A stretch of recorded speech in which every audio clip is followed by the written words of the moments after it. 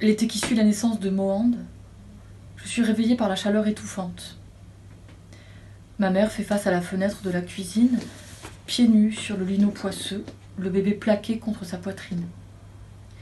Elle oscille doucement, sans me voir, les lèvres perdues dans la chevelure déjà noire et fournie de mon frère. Elle chante. Une berceuse kabyle dont il est peu probable qu'elle la tienne de sa propre mère, qui n'a jamais eu ni la douceur, ni la patience qui permettent de chanter des berceuses aux enfants malades. Car il est malade, une fois de plus. Je l'entends à son pleur, si éloigné du braillement vigoureux des nourrissons normaux. Même si je dois vivre 100 ans, je n'oublierai jamais le chevrotement grêle de Mohand dans la nuit d'été, le souffle qu'il reprenait péniblement pour mieux pleurer, encore et encore, sur ce commencement de vie si inexplicablement douloureux. Ma mère chante, comme si elle essayait d'opposer un peu de beauté à toute cette laideur et à toute cette souffrance. Et tout en chantant, elle imprime un léger tressautement au corps du bébé. Mais elle a beau chanter, bercer, embrasser, la plainte reprend toujours, monocorde et déchirante. Ma mère me voit, mais c'est comme si je n'existais pas. Comme si elle était enfermée avec Mohand dans une bulle de souffrance intolérable et de compassion infinie. Il a mal ?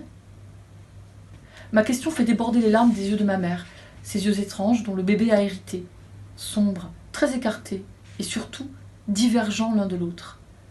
Sans ce strabisme, ma mère serait très belle, mais il est suffisamment prononcé pour qu'on s'en soit moqué toute son enfance, faisant d'elle une créature sauvage et solitaire. Seul mon père a réussi à lui faire baisser la garde.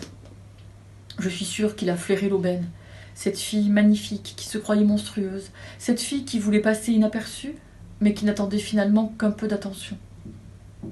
Oui, il a mal, Karel, il a très mal. Nous pleurons, tous les trois, dans la nuit trop chaude, elle, moi et le bébé, nu dans sa couche qui s'alourdit d'urine. Tu veux le prendre un peu ? Non, je ne veux pas.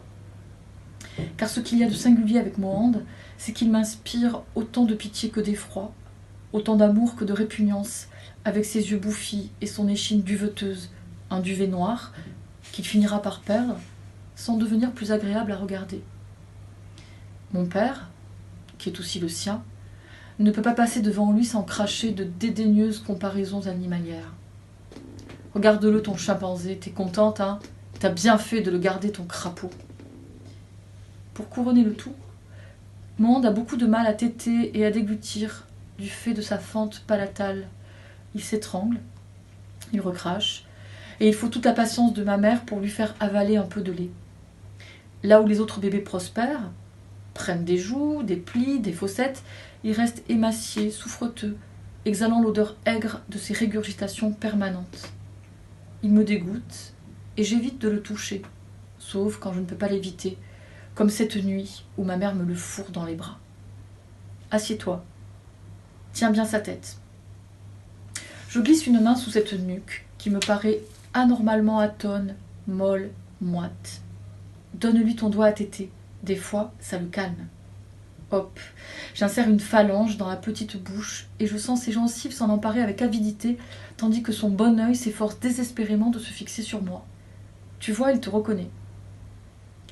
Je ressens une bouffée d'affection subite et inédite pour ce petit frère si disgracié, ce petit frère que ma mère est seule à embrasser et câliner, à croire qu'elle ne les voit pas, elle, ses disgrâces, la lèvre fendue, le strabisme, le duvet animal.